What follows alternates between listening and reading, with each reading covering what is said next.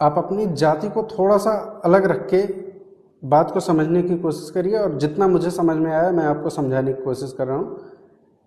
NCRB की report के हिसाब से 2 रिपोर्ट्स हैं उसकी, एक में 40,000 बलात्कार के केसेस जो हैं इनकी जांच हुई, और जो मुख्य रूप से दर्ज हुए वो हैं 29,670, और ये रिपोर्ट है 2023-24 की। अब इस रिपोर्ट के हिसाब से प्रतिदिन भारत में 81 बलात्कार होते हैं, जिसमें से मध्य प्रदेश की एक रिपोर्ट के अनुसार 7 आदिवासी और दलित समुदाय की महिलाएं जो हैं उनका प्रतिदिन शोषण होता है। और भारत में बहुत से राज्य हैं, आप इस हिसाब से आंकड़ा लगा सकते हैं कि कितनी दलित महिलाएं कितनी पीड़ित हैं और आदिवासी कैटेगरी की महिलाएं कितनी पीड़ित हैं। और इनसे हट के अगर देखें तो ओबीसी जो है और जनरल बलात्कार के मामले इनके कुल आंकड़ों में शामिल कर दिए जाते हैं, इनको संख्या नहीं बताई जाती, ना ओबीसी की ना जनरल कैटेगरी की। यहाँ ओबीसी वालों को जनरल से जोड़ दिया गया है कि अगर इनकी बहन बेटी का बलात्कार होता है तो उनको कुल आंकड़ों में शामिल किया जाएगा। इसके लिए कोई प्रावधान नहीं बना कि इनको भी इनकी संख्या बता दी जाएगी कि ओबीसी कैटेगरी की या इस कैटेगरी की इतनी महिलाओं का या लड़कियों का रेप हुआ है। इससे भी शर्मनाक बात ये है कि आए दिन सुनने में मिलता है कि एक 6 साल की बच्ची का रेप हुआ, एक 5 साल की बच्ची का गैंग रेप हुआ, और ऐसी दरिंदगी करके लोग हत्या भी कर देते हैं, मार देते हैं। आप सोचिए उस माँ बाप के ऊपर क्या बीतती होगी। दूसरी रिपोर्ट, एक बार इसको सोच के देखिए, जो मैं समझाने की कोशिश कर रहा हूँ। जो यूजीसी का गठन हुआ, जातिगत भेदभाव के कुल मामले 2017 और 18 में 173 थे, और जो 2023-24 में बढ़ के 378 हो गए।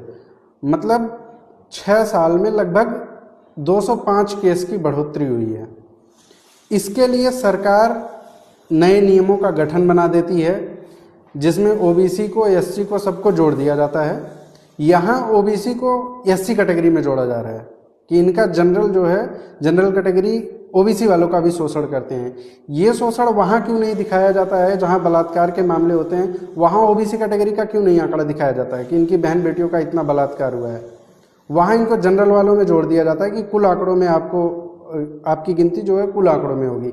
और जो यूजीसी का गठन हुआ, इसमें मुख्य रूप से केवल 2 केस ऐसे थे जिन्होंने दबाव डाल के यूजीसी का गठन करवाया, एक पायल तड़वी वाला, एक रोहित वेमुला वाला।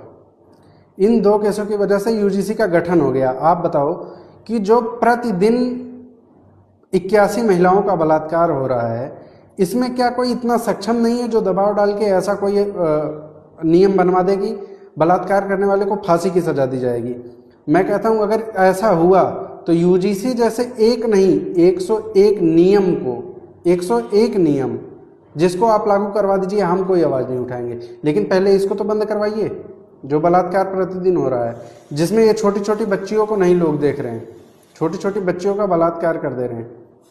5 साल 6 साल या 10 साल से नीचे की बच्चियों का बलात्कार हो रहा है। कम से कम उस पर तो ऐसा कर दीजिए कि तत्काल प्रभाव से फांसी की सजा होगी, बिना किसी जो है जांच पड़ताल के। बस इतना पता लगे कि हाँ आरोपी है, आरोप उसका सिद्ध हो जाए, उसको फांसी की सजा दे दीजिए। मैं कहता हूँ कि आप यूजीसी जैसे 101 और नियम लागू कर दीजिए, मुझे कोई दिक्कत नहीं, या हमारे समाज को कोई दिक्कत नहीं। लेकिन अगर ऐसा नहीं कर सकते हैं तो आप कम से कम हमें बांटिए तो मत।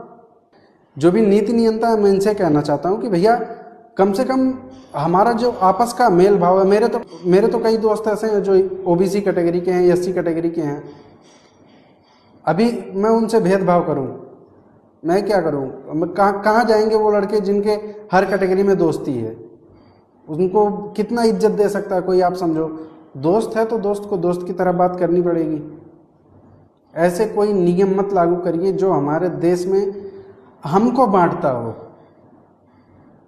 जो आपके सरकार कोई भी रही हो, वो अपने फायदे के लिए काम करती है। वो अगर वो जातिगत भेदभाव नहीं करेगी, वो बांटेगी नहीं, वो हमको उल्टा पलटा नहीं सिखाएगी, तो उसकी सरकार बनना मुश्किल है। कभी हिंदू मुस्लिम, कभी सवर्ण दलित, कभी एससी एसटी ओबीसी जनरल, इन सब में बांटती रहेगी। सरकार का यही काम है। हम अपनी सूझबूझ से काम करें।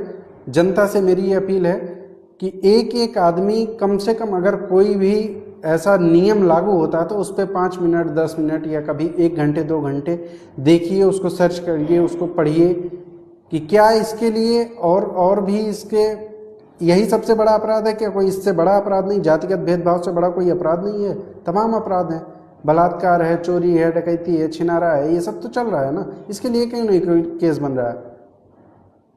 आप देख रहे होंगे आजकल अक्सर न्यूज आते रहता है कि इतनी महिलाएं गायब हो रही हैं, अभी लाखों की तादाद में महिलाएं भारत से गायब हुई हैं। उसके लिए कौन बनाएगा? उसके लिए कोई नियम नहीं बनेगा। तो मैं तो यही कहूँगा कि भैया अपनी समझ से थोड़ा सा काम करिए। सरकार कोई भी हो, बांटने का काम करेगी करेगी।